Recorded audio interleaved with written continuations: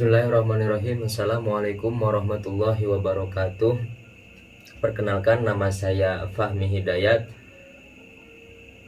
dengan NIM 12120200073 dari jurusan Fakultas Tarbiyah dan Keguruan. Di sini dibuatnya video ini untuk memenuhi tugas UAS Pendidikan Filsafat Ilmu dan Manajemen Lembaga Pendidikan Islam dengan dosen pengampu Haji Yudi Irfan Daniel MA. Semoga beliau sehat selalu, amin amin ya rabbal alamin. Langsung saja, nomor 1 yaitu pengertian filsafat pendidikan Islam. Pengertian filsafat pendidikan Islam adalah merupakan suatu kajian filosofis yang mengenai berbagai masalah yang terdapat dalam kegiatan pendidikan yang didasarkan pada Al-Quran dan Al-Hadis sebagaimana sumber primer dan pendapat para ahli, khususnya para filosof muslim. Adapun mengenai manfaat mempelajari filsafat pendidikan Islam, yang pertama sebagai alat mencari kebenaran dan segala fenomena yang ada. Yang kedua, mempertahankan, menunjang dan melawan atau berdiri netral terhadap pandangan filsafat lainnya. Yang ketiga, memberikan pengertian tentang cara hidup, pandangan hidup dan pandangan dunia. Lalu, mengapa filsafat pendidikan Islam itu perlu dikaji? Ya, karena filsafat ini merupakan pemberi arah dan pedoman dasar bagi usaha-usaha perbaikan, meningkatkan kemajuan dan landasan kokoh bagi tegaknya sistem pendidikan Islam. Lalu jawaban yang kedua, nomor 2. Dalam kajian filsafat pendidikan Islam mencangkup pemahaman dan refleksi tentang prinsip-prinsip, tujuan, metode, dan proses pendidikan dalam kerangka Islam. Filsafat pendidikan Islam berupaya untuk menyelidiki dan memahami hakikat pendidikan dalam konteks Islam, serta menawarkan pandangan filosofis yang mendasari praktik pendidikan dalam masyarakat Muslim. Filsafat pendidikan Islam ini mempertimbangkan berbagai aspek penting yang meliputi ontologi, epistemologi, dan aksiologi. Yang ontologi dalam filsafat pendidikan Islam ini berkaitan dengan pemahaman tentang hakikat dan realitas. Dalam konteks filsafat pendidikan Islam, ontologis berfokus pada keyakinan bahwa segala sesuatu berasal dari Allah Subhanahu wa taala. Tujuan pendidikan dipandang sebagai bagian dan dari rencana Allah untuk menciptakan manusia yang berakhlak baik, berilmu pengetahuan, dan mengabdi kepadanya. Manusia sebagai makhluk Allah memiliki hakikat, potensi, dan tujuan hidup yang harus diperhatikan dalam pendidikan. Lalu epistemologi dalam pendidikan Islam. Nah, epistemologi ini berkaitan dengan sumber pengetahuan, metode pencapaian pengetahuan, dan validitas pengetahuan. Dalam filsafat pendidikan Islam, pengetahuan diperoleh melalui dua sumber utama, yaitu Al-Quran dan As-Sunnah atau hadis sebagai wahyu Allah, dan akal sebagai sarana untuk memahami wahyu tersebut. Pendidikan Islam menekankan pentingnya pemahaman yang benar terhadap wahyu Allah serta pengembangan akal dengan pikiran kritis dan pemikiran kritis. Lalu aksiologi dalam filsafat pendidikan Islam. Aksiologi ini berkaitan dengan nilai-nilai dan tujuan moral dalam pendidikan. Dalam filsafat pendidikan Islam, nilai-nilai Islam seperti keadilan, kejujuran, kerja keras, tolong-menolong, kasih sayang, dan tanggung jawab sosial ini menjadi landasan dalam membentuk kepribadian dan perilaku siswa. Tujuan pendidikan Islam adalah membentuk manusia yang berakhlak mulia dan mampu mengamalkan nilai-nilai Islam dalam kehidupan sehari-hari. Jadi secara keseluruhan, filsafat pendidikan Islam itu mencangkup pemahaman tentang hakikat pendidikan dalam konteks Islam, pengetahuan yang diperoleh dari wahyu Allah dan akal, serta pengembangan nilai-nilai moral diperoleh dari wahyu Allah dan akal. Islam dalam praktik pendidikan, pendekatan ontologi, epistemologi, dan aksiologi dalam filsafat pendidikan Islam ini memberikan dasar filosofis yang mendalam untuk merumuskan prinsip-prinsip dan praktik pendidikan yang sesuai dengan ajaran agama Islam. Lalu jawaban yang nomor 3 yaitu membentuk kesadaran ketuhanan. Filsafat pendidikan Islam membantu peserta didik dalam memahami dan menyadari keberadaan Allah Subhanahu wa taala sebagai pencipta dan pemelihara alam semesta. Dalam proses pendidikan, peserta didik diajarkan untuk mengembangkan kesadaran ketuhanan yang kuat, mengakui kesabaran Allah, dan menyadari bahwa hidup ini adalah ibadah yang harus dilaksanakan dengan baik. Mengajarkan nilai-nilai Islam, filsafat pendidikan Islam ini mendorong pendidikan yang berbasis pada nilai-nilai Islam. Peserta didik diajarkan tentang pentingnya nilai-nilai seperti keadilan, kejujuran, kasih sayang, kerja keras, toleransi, dan tolong-menolong melalui pengenalan dan pemahaman nilai-nilai ini. Nah, peserta didik diberikan landasan moral yang kuat untuk mengembangkan kepribadian yang baik dan menghargai sesama makhluk ciptaan Allah. Lalu selanjutnya memperkukuh iman dan takwa. Nah, filsafat pendidikan Islam bertujuan untuk memperkuat iman dan takwa peserta didik. Nah, iman ini merupakan keyakinan yang kuat kepada Allah Subhanahu wa taala dan ajarannya. Sedangkan takwa adalah ketakwaan kepada Allah yang tercermin dalam segala aspek kehidupan. Pendidikan Islam melalui pengetahuan dan pemahaman yang mendalam tentang ajaran agama serta pembiasaan amalan yang baik membantu peserta didik memperkuat iman dan takwa mereka. Lalu mengembangkan kepribadian Islam. Filsafat pendidikan Islam berupaya untuk mengembangkan kepribadian yang islami pada peserta didik. Ini mencangkup aspek moral, etika, akhlak, dan kesolehan dalam kehidupan sehari-hari. Peserta didik diajarkan untuk menjadi manusia yang rendah hati, sabar, berakhlak mulia, berkepribadian baik, dan mampu menjalankan nilai-nilai agama dalam interaksi dengan sesama manusia. Melalui pendekatan-pendekatan ini, filsafat pendidikan Islam berusaha untuk membentuk peserta didik yang memiliki nilai religiusitas yang tinggi dengan memperkuat iman, mengajarkan nilai-nilai Islam, dan mengembangkan kepribadian Islam. Peserta didik ini dapat tumbuh menjadi individu yang memiliki hubungan yang erat dengan Allah Subhanahu wa taala, lalu menghormati dan menghargai sesama makhluk ciptaannya, serta menjalani kehidupan sehari-hari dengan ajaran agama Islam. Nah, jawaban yang keempat, pendidikan berbasis pengetahuan dan pemahaman yang mendalam.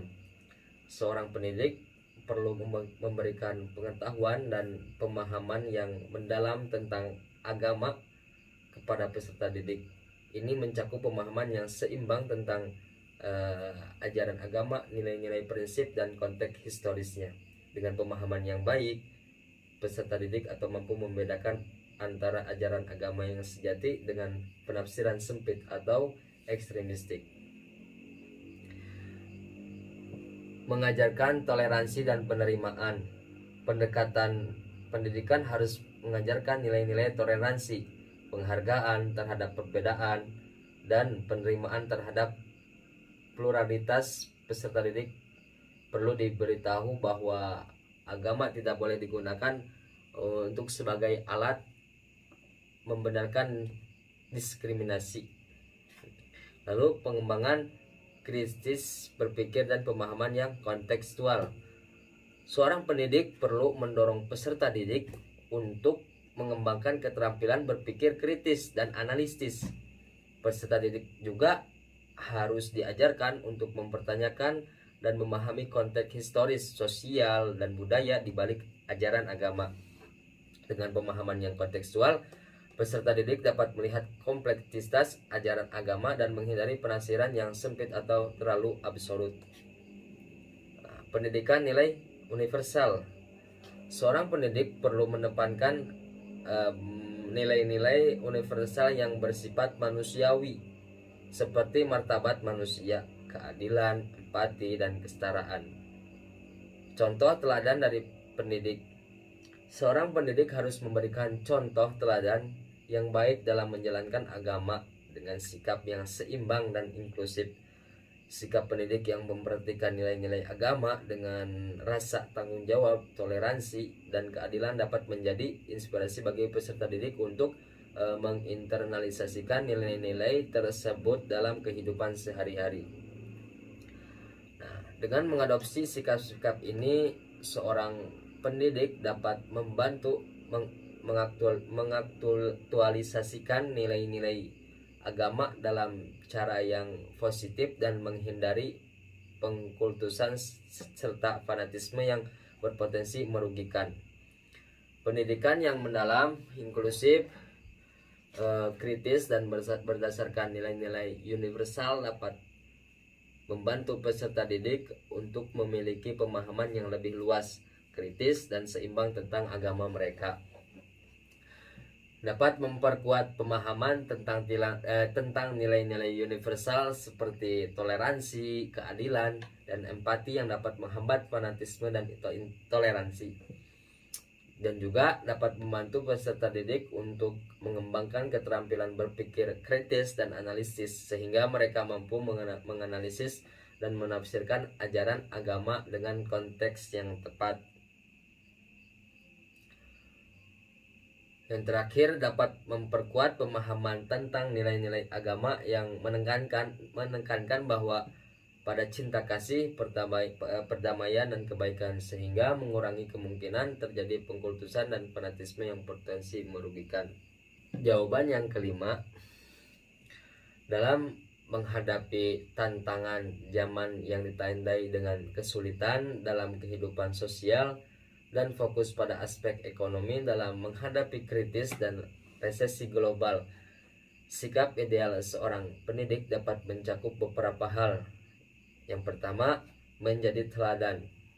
Nah, seorang pendidik harus menjadi teladan bagi peserta didik dalam menjalani kehidupan yang berlandasan pada moralitas dan nilai-nilai agama dengan menunjukkan integritas, kejujuran, dan tanggung jawab dalam kehidupan sehari-hari. Pendidik dapat menginspirasi dan memotivasi peserta didik untuk memegang teguh nilai-nilai moral dari ajaran agama dalam menghadapi tantangan ekonomi.